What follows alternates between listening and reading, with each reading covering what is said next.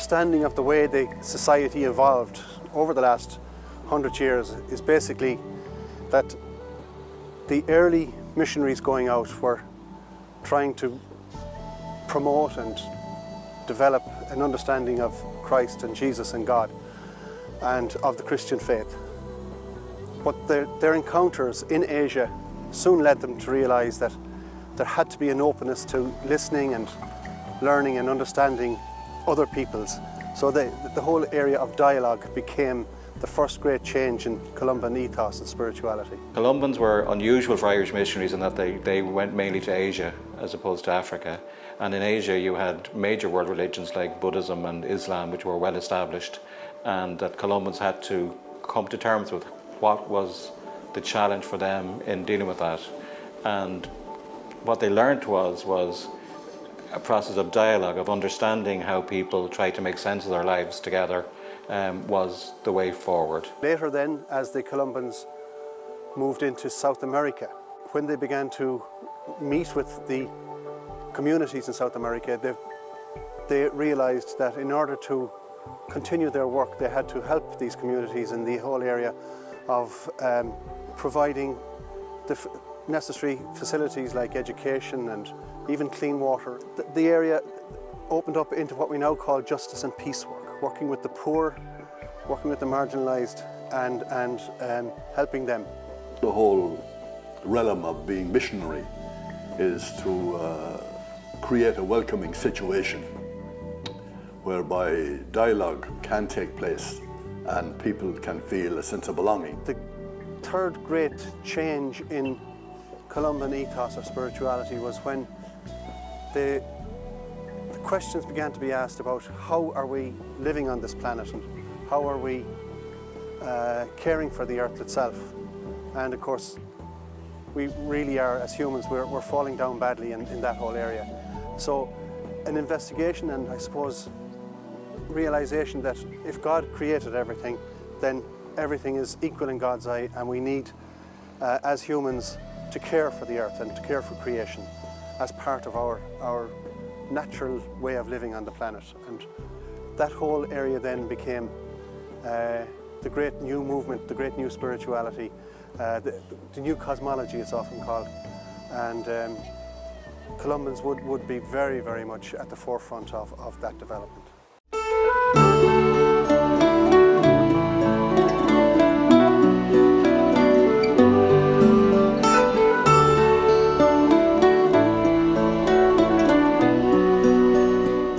Where we are here is where it's called the Old Dalgan.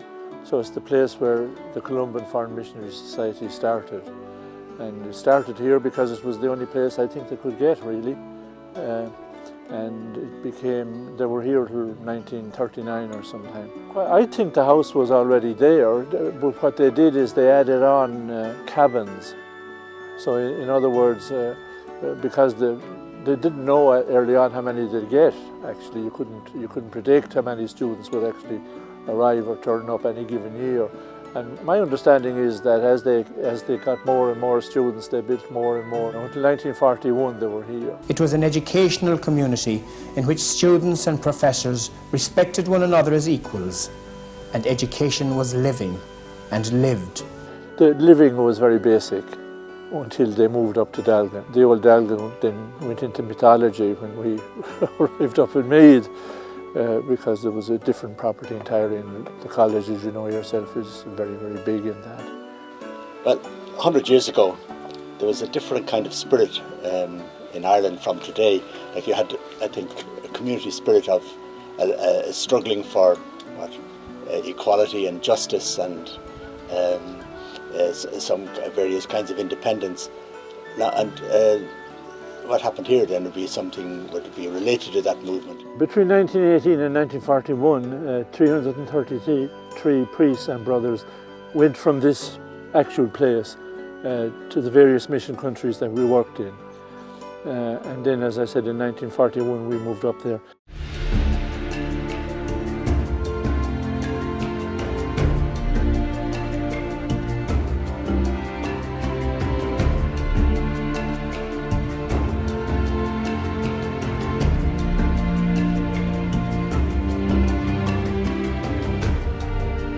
insurgent Ireland of the early days of the century produced an extraordinary number of remarkable Irishmen.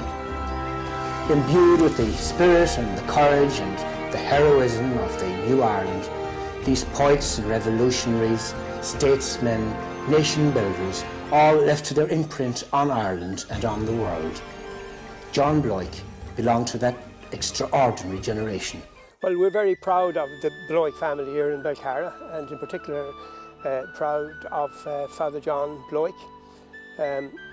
He was a native son, reared locally here.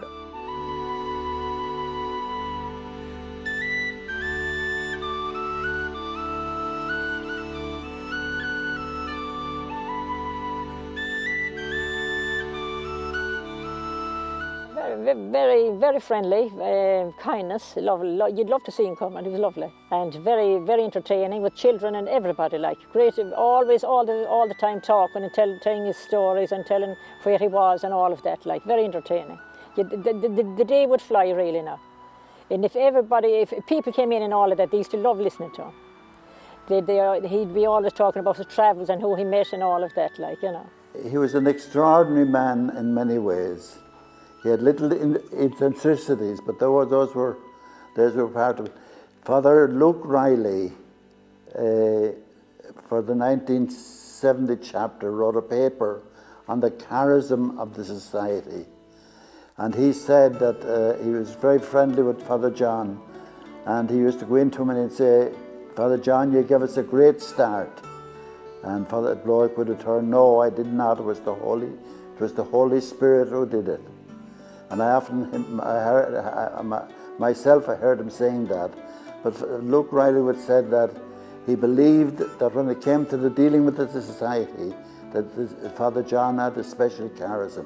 He had a special grace, especially sometimes, at other times it could be a little bit eccentric, but in planning the society, he had a tremendous vision for formation. Completely different from anything that was going anyplace else. While he was in Maynooth, he wanted to get rid of the students versus the staff, to get rid of them. We want to get one up on you, that is it, if we can possibly do it. And his trust then, he believed he could trust the students. So I remember going from Charles up to Dalgan playing a football match. They had a very good team, Dalgan had, some county players, but we kind of beat them that day. My cousin was playing against me, and Father Brendan. But we noticed the atmosphere there was totally different to even secondary school, and certainly was totally different to Maynooth. There was a freedom, there was a joy, there was a responsibility. People seemed to take charge of themselves, and they weren't subjected to this terrible over your shoulder looking. And of course that was great preparation for the mission. I look back and over 100 years and I try to visualize the thinking of the people of the time, like John Bloik and people like that, who were perceptive enough to see that the end of empire was coming and a new world of nation states was emerging, beginning here in this country in 1916, 17, 18 and 19. And as he himself said, to question the status quo and to question the culture of the day and what would be countercultural with the Christian message put into it. That's what I see over 100 years, and the variations that took, the ups and downs and the pain and the suffering, and also the ecstasy as well that happened over 100 years. With Corkman Ned Galvin and a few dedicated young Irish priests, he set himself no less a task than the conversion of China. Here is Bishop Galvin chatting with a young missionary and one of his native Chinese priests. Bishop Galvin has been in China since 1912. Edward Galvin, as a young priest, went to China, was there for 4 years. While he was there, he continually wrote to people in other countries, telling them about China, the huge needs in the country, the poverty, the environmental situation in terms of flooding, and gradually that led to a great build-up of interest in China among people that he was connected with. He is known and respected far and wide for his great mission work. Well, he has always been a figure in our life. He was one of the people that everybody spoke about. My mother called him Uncle Edward, but for some of her family he was so important he was always referred to as the bishop. And I knew him as Uncle Edward as well. We always heard stories about him growing up and how he was gone to China, and as young children we actually didn't even know where China was. We knew the Columbans because they visited us frequently, and we were impressed that he was out in a foreign country. The 1931 flood relief provided an opportunity for Bishop Galvin to invite young women to work with him. That eventually became the basis upon which a new diocesan group of sisters was founded in the late 1930s. In 1988, I got to Hanyang, and I was anxious to find out about the Bishop Galvin sisters. And I asked the ladies in the room there, you'll see the picture, and nobody wanted to tell us about these nuns or that they even existed. But finally, one of the ladies found the sisters and we met them. And it was so emotional meeting those nuns, both for them and for us. Brothers that I had met here in Dalgan, all of them dedicated to their particular skills that they had. You know, self-effacing men, people who really took their vocation to be a brother as very, very, very important. That was their life, whether it was with the hands, whether it was the electrical stuff, whether it was carpentry with Brother Coleman, Brother Michael, and so on. So I was very sad to see the numbers that obviously, whatever it was about the Columban brothers, very, very few followed, I think, into the 1940s, as far as I know. But they were a bunch of men that certainly I looked up to with great admiration. I was here for about a year and a half, maybe 2 years. And I can guarantee you it wasn't easy in the early periods of time, but I got on very well with all the students here. I remember coming here and I met Father Brennan here, and my mother was elated. She was very happy to see me going to devote my life to God with the Columban fathers. We were given a week's leisure of freedom to get to know each other, and it was wonderful. And I know then that I wanted what was offered to me here at the Columban Fathers. And I really and truly wanted to be a religious brother, to be a member of the Columbans. And being a brother just meant, you know, to do the will of God. The brothers that we're talking about now, for me anyhow, they were an integral part in those early years, but perhaps because they weren't teachers like in the schools like the De La Salle and Christian Brothers and so on, they weren't too well known to the wider world. As I said earlier, I was sorry to see that they didn't grow in numbers, but I think it was just the times that were in it. Nobody obviously wanted to follow, and they did their work, as far as I'm concerned, with great devotion and dedication. And certainly as they began to die off, the society, I think, lost very important people in the mission.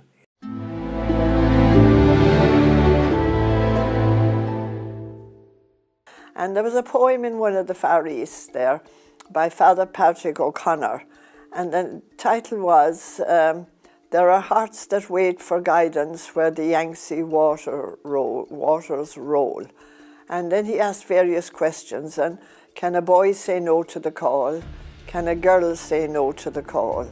So actually, I suppose this remained with me all those years, and I decided I was going to China, even though China was closed, but I was going. Mission is everywhere in the sense that all Christians, all Catholics are Catholics everywhere they go. But obviously it's being a missionary trying to share your message is going to be a difference from here in Ireland or in a place like China or Korea. There's cultural and languages difference and the whole background, and it's going to stretch your imagination to work in those different cultures. So to prepare to be a missionary overseas is completely different. You have to have a different training, a different outlook. So while the basic issue of sharing a message everywhere is the same, but obviously in a different culture. But I think overall, the men did a tremendous amount of work. Even my experience in the Philippines, looking back at the men that went there first, all the men that went to the Philippines first, conditions were terrible that time. I mean, physically, everything. And the hardship that they endured, and especially during the Japanese invasion. But in nearly every country, they went through terrible trials. But they left a great mark, I think, any place they were, and they were generally very well received and respected and loved by the people.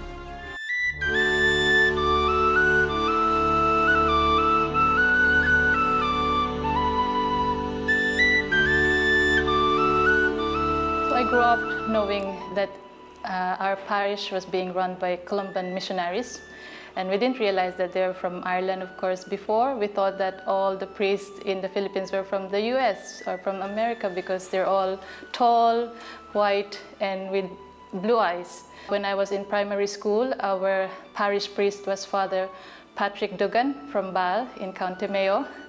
And so when I had my first communion, he was our parish priest. And I often remember I was so terrified before having my first confession, of course.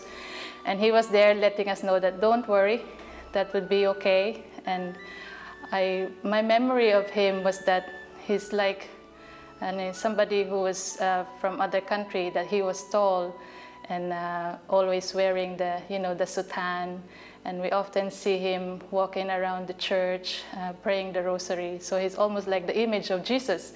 So that's what I have in mind, like remembering him during my primary school. So he was a great kind of image for us of somebody who looks after our parish at that time. Like since 2009, I've been a member of the mission promotion team. That means this is the group of Columbans who do mission promotion and mission appeal. So every year we have 2 dioceses to do.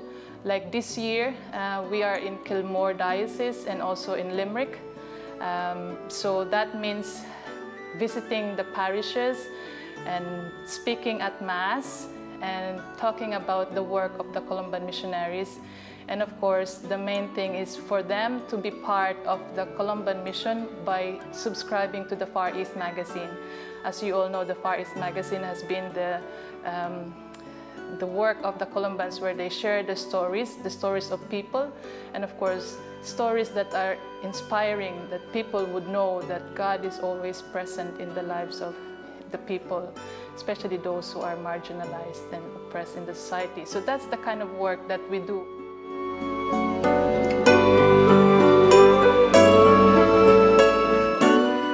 My high school days in the Philippines, the chaplains are Columban priests.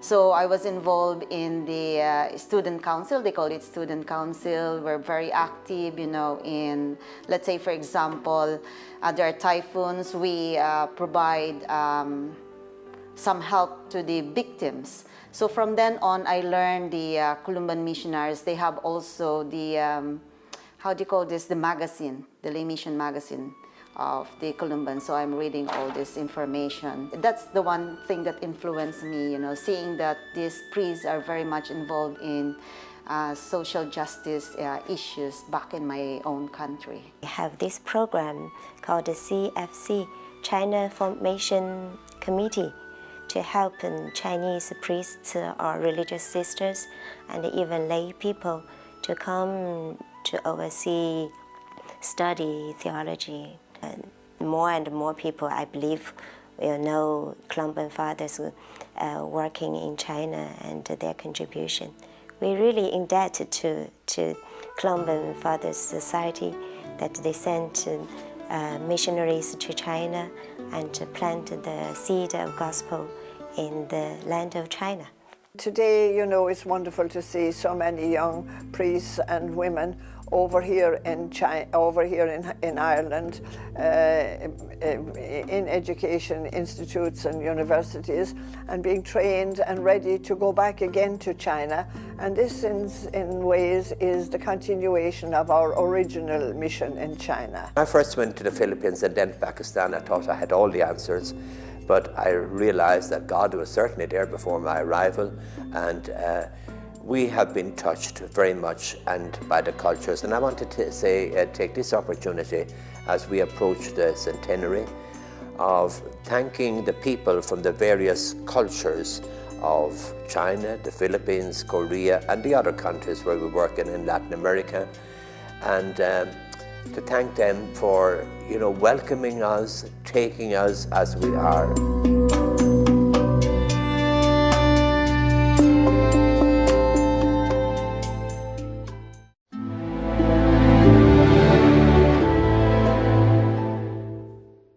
The sole greatest achievement of the society,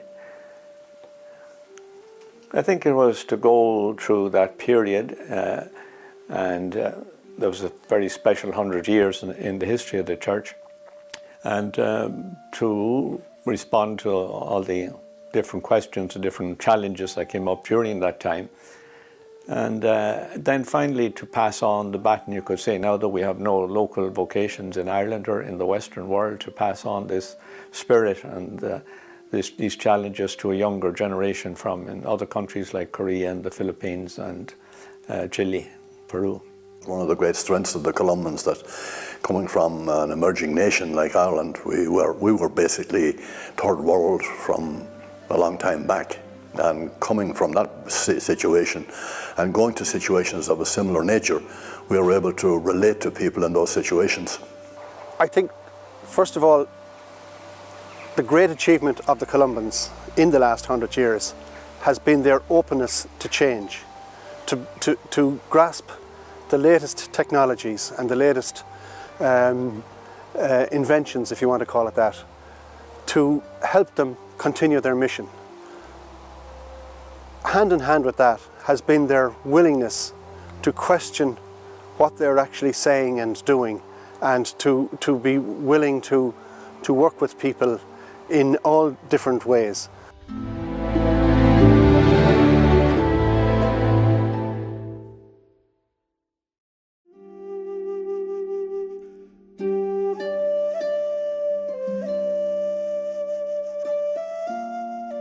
As a woman working for the Columban Missionaries, for the Columban Fathers, I think it's great to reflect and to see how they started out as one thing, an order of ordained priests, by nature male priests, and over the years they have become very involved with lay people, empowering lay people and empowering women and men that are not joining up with the religious life to get involved in their work. And I think that's, for me, from my point of view, I guess, as a woman and as a lay woman, to be encouraged by an organisation, to be empowered by them and to be employed by them, I think shows their commitment to the broader church, a wider picture of what they see as church and leadership and ministry.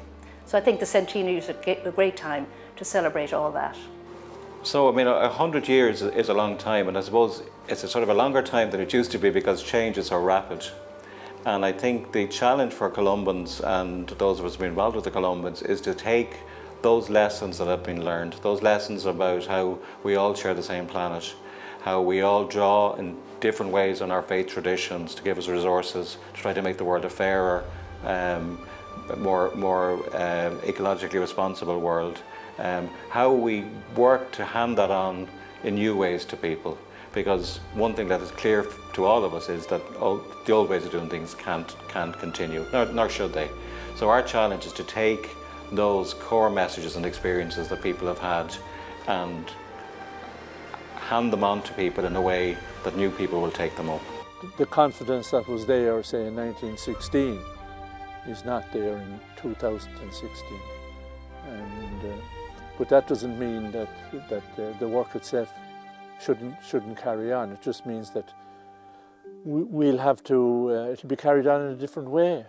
And nowadays, if you look at them, I mean, I remember when I went to Korea, it was a very poor country and a very small church. And now it's a first world country and it has a big Christian population, and they are actually sending out more missionaries now than Ireland are, and will continue to do so. So that's a big change. For the good, I think. I really do believe that, for the good. What's needed is just the new ways of putting the faithfulness itself needs to be brought up to date. It needs a whole new intellectual, different kind of underpinning.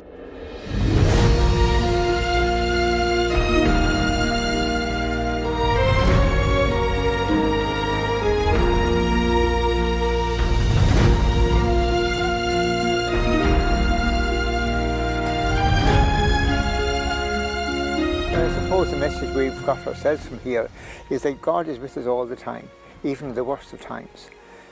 In our pilgrim journey, God is with us. So the Columbans are going through a pilgrim journey. It's all a journey, and to have hope and faith in Him, He will not let them down, just as He didn't let down the people in their pilgrim journey through the desert.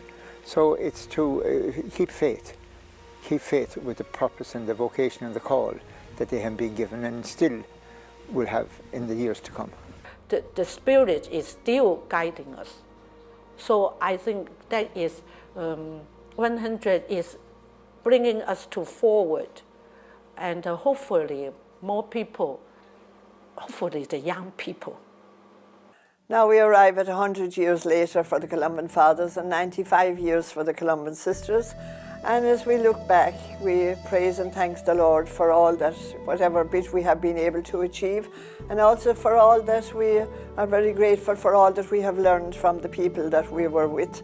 So I wish all my confreres, the Columban Sisters and the Columban Fathers, God's blessing, and that we may go forward with trust in the Lord, because that is what we are built on. We trust that the Lord is with us. Congratulations, well done on your marvellous work in so many countries. You've had an influence on so many people, both at home and abroad. And for the future, I just wish that the mission will keep going in whatever way God decides. From myself and from all the Bloig family, I wish you the 100th anniversary of the founding of the mission, the Columban Missions, and I hope they'll be around for the next 100 years. I'd like to say a particular thanks to the people of Ireland for their generosity over the years in supporting us. I must say they have, to this day, they have continued to support us, and we are deeply grateful. And I would like to see them as very much our partners in mission. And it's been good to be a part of the Columban Society, but it's so important to give thanks, not only to God, but to the generosity of the people of Ireland. The goodwill and the great achievements that they have, that the memories and the knowledge of those themselves, and what changes that the Columbans are achieving at the moment in world attitudes and so on, maybe that's the legacy. It's hard to know. All you can do is live in the moment. I think one of the great quotes is from Bishop Galvin, that you never know for 24 hours ahead exactly what God is going to ask you to do. In other words, you have to take what's on your plate on the day and work with that, and let the future look after itself. Let God look after the future. So please God, God will be with us. We will continue the work. We will do our best, and we will continue to pray for vocations and for the future of the society, and that the Columbans, there will still be Columbans in another 100 years' time.